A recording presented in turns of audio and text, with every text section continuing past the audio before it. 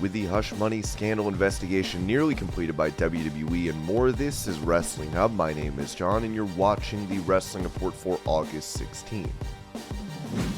Before we get into the rest of the video, make sure you subscribe to Wrestling Hub and turn on all notifications to stay up to date with everything in the world of pro wrestling. Also, don't forget to follow us on Instagram at Wrestling Hub Official and follow us on Twitter at Wrestling_Hub.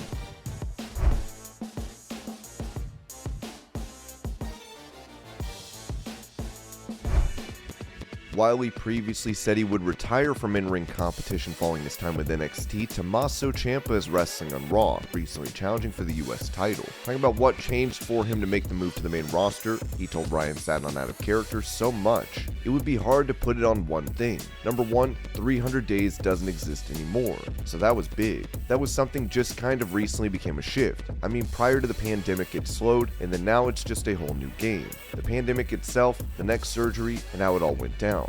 I was home almost every single night of my daughter's first 3 years. In the weirdest scenario, you couldn't predict that. However, just the fact that I got to do that, you build such a relationship with your child in those first few years. It's something they're gonna never remember probably, but just our bond now, and now like she's almost 4. She can travel with us to events. She came on a Green Bay loop so we could go to Milwaukee and see family. She's been on like 3 loops now. So having the time at home with her for the pandemic, the schedule changing for the main roster, and interest in wrestling in general. Those were 2 big factors, and then the success of the neck surgery. With the success of the neck surgery and coming out the other end and going like, oh, not only do I feel good, not only do I have function and strength back, I feel better than I could. You don't know the discomfort when it's your norm, and it was my norm. So now I'm like, whoa, I feel amazing. I'm getting back in there. I'm bumping. I'm having matches. We did war games. I overdo it in Portland just to see if I can as a personal test type of thing, and I'm fine the next day. That started to factor in. I'm like, wait, I thought I only had a few years left,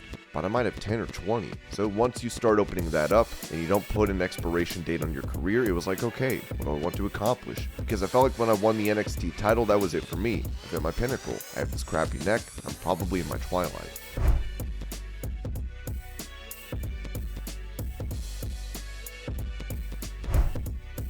On Busted Open Radio, Road Dogg was asked why Triple H defeated Sting at WrestleMania 31. While the game winning this match over a newly arrived Sting seemed odd, Road Dogg explained, I'm not privy to that kind of inside information. From what I saw, that was totally Hunter and Sting talking about, we need something with this match. So they literally asked us if we would do it. We thought, heck yeah, and I don't think any of us thought about, and I'm talking about the boots on the ground. We didn't think about one-upsmanship or anything. It was just, let's just make these people pop and get to the finish or whatever. The finish was orchestrated that way because at the moment, it was Hunter Rock again at the next Mania, you know what I mean? So they wanted Hunter to be strong, Hunter to remain strong, and have Hunter work with Rock the next year. And 2 months into that fell apart, you know what I mean? Then you thought, well, you put the wrong guy over. Vince did not act like he knew who Sting was, or he knew of Sting's gravitas. He literally asked us, was he over? Almost like he didn't, and again, I don't know if it's a performance or if it's real, but if it was a performance, he deserves an Oscar. I feel he doesn't watch that. He didn't watch that. He was so laser focused on his stuff that stuff outside his bubble doesn't compute. So he would literally ask us on several occasions, this guy's going to get a reaction, right? And we all were like, hey, this guy is the front runner of their show. He was the flagship talent of their show for 20 to 25 years. Again, I think the outcome was all the booking and politics that caused the finish of the match. And then it all fell apart. And it felt like we got the wrong guy over.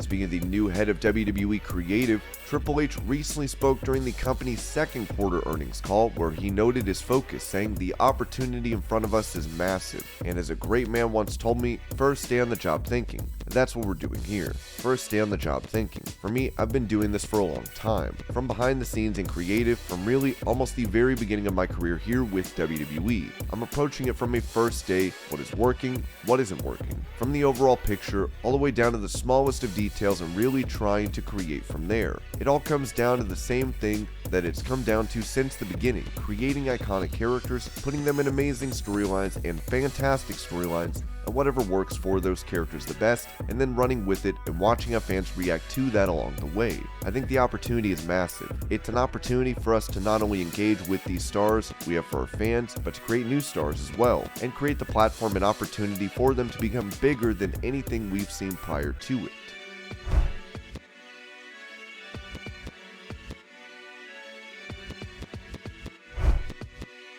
Shaq Wrestling, Eric Bischoff had some choice words for AEW President Tony Khan when it comes to claims of his company competing with WWE. AEW is a super meaningful alternative to WWE, but the point is, Tony Khan refers to WWE as competition. Tony, wake the F up. You are not competition. You've not taken any market share, your audience is not growing on television, and there is not even a comparison in terms of a financial perspective, in terms of revenue generation. So exactly how are you competitive? If you're not taking market share, and you're not even in the same conversation from a revenue standpoint, that's the beginning and end of the competition conversation. You're either taking market share or you're not. Or you're either equal to or close in on the competitor's revenue, and they're not. They're not even close. If Tony Khan is smart, and I know he's very, very smart, a lot smarter than me in a lot of ways, I don't exactly think he's got a creative instinct in his body. I think what he's doing is reliving a childhood memory. You know, of ECW in the indie scene and super matches. He's booking, in my opinion, like a 14-year-old would, who would have a lot of toys and things he can play with, but I'm not seeing story. We've seen the wrestling audience or AEW call it a story, but it's not. It's an excuse for having a super match or dream match. If Tony is really smart, and if his goal was to really compete with WWE, he needs to look at what's working in WWE in terms of the storytelling and format perspective. He's going to wake up one day and realize that being a dirt cheap booker and catering to the internet wrestling community is a wonderful thing, because your name is on the internet all the time, but it's not going to grow beyond the point that it currently exists, because you're only serving a small portion of the audience, you're not reaching out to the broader audience. Not everyone breathes, sleeps, and eats wrestling, you know? The internet audience does, but there's a more, I don't want to say passive, but a less committed viewing audience out there that's really important.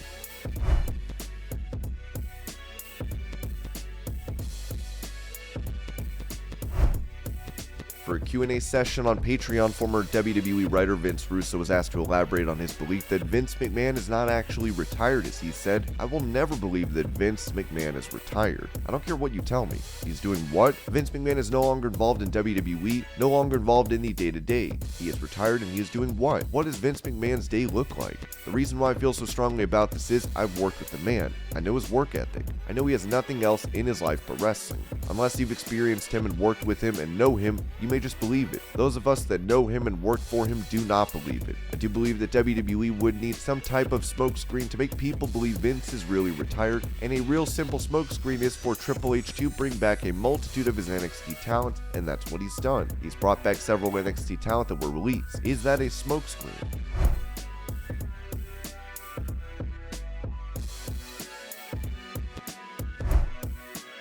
Prior to stepping down as chairman and CEO of WWE, Vince McMahon apparently made several changes to backstage producer roles, with Sean Ross Sapp of Fightful writing. Things were changing significantly for WWE producers prior to Vince McMahon's departure, and seemed to have carried over in gaining the WWE production notes in recent weeks. It became evident that things were being adjusted for WWE producers. Both Joe Hennig and Ariya Daivari had got deep within their training process and had begun producing main event taping matches solo, but were both let go. Ariya Daivari was expected to be hired full-time prior to that, but has since debuted for the ROH and AEW brands as a wrestler. In addition, WWE had started doubling up on producer assignments, whereas prior to that, they would primarily get one assignment per show. It has gone from fairly rare to commonplace to see that now. Also, several segments that would see two producers get stripped back to a producer working them solo, in part because of Daivari and Hennig being let go. Jason Jordan, who had been working as a senior producer, rarely specifically was credited with producing televised segments this year. However, that has also changed, and he's been producing much more by the way of TV segments. There were also producers who would outright be taken off the road for a week, and at the time to limit the cost of them traveling to television.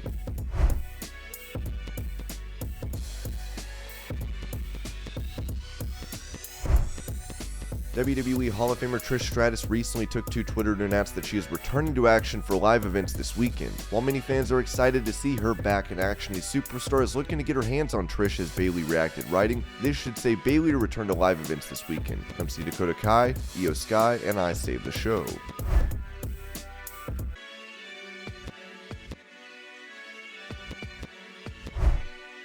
With chairwoman and co-CEO of WWE, Stephanie McMahon, taking part in the second quarter investors call, the Wrestling Observer noted how she responded to a question regarding a sale. Asked if co-CEO is what she wants long-term and about her leave of absence, Stephanie said she wasn't forced to come back after 3 weeks, she offered. Doesn't answer the long-term question. She also addresses the between the lines of the question, which is a sale. She said Vincent Kennedy McMahon is still controlling shareholder, and their management team is always thinking about what is best.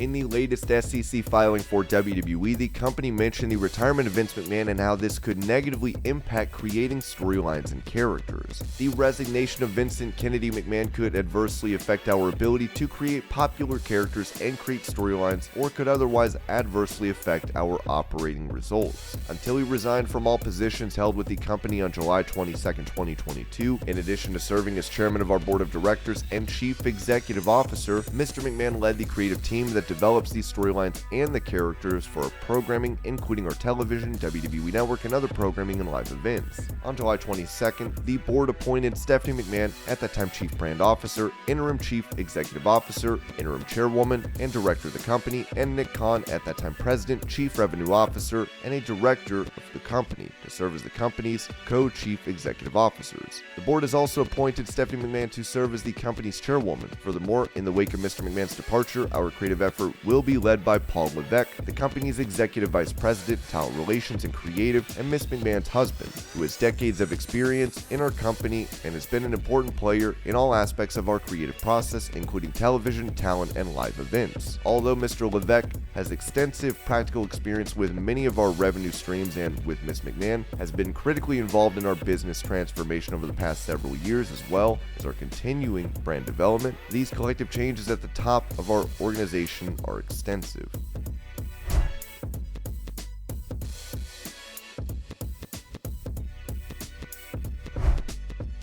With WWE's board investigating the alleged hush money payments made by Vince McMahon to former female employees, the SEC filings also revealed that the investigation is nearly complete. On June 17, 2022, the company and its board of directors announced that a special committee of independent members of the company's board of directors was formed to investigate alleged misconduct by the company's former chairman and CEO, Vincent Kennedy McMahon, who resigned from all positions held with the company on July 22nd but remains a stockholder with a controlling interest, and another executive who is also no longer with the company. The findings of the investigation identified agreements executed by Mr. McMahon which were previously unknown to the company. On July 25th, the company announced that it had determined that certain payments that Mr. McMahon agreed to make during the period from 2006 through 2022, including amounts paid and payable in the future totaling $14.6 million, were not appropriately recorded as expenses in the company's consolidated financial statements. The company subsequently identified two additional payments totaling $5 million,